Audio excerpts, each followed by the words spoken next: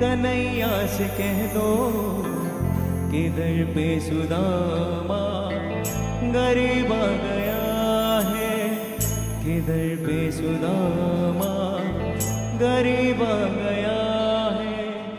भटकते भटकते ना जाने कहाँ से ये मेहमान कैसा अजीब आ गया है, ये मेहमान कैसा अजीब आ गया है।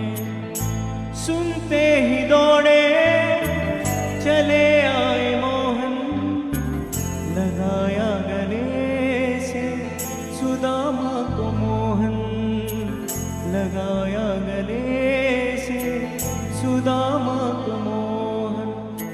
पड़ा रुक्मणी को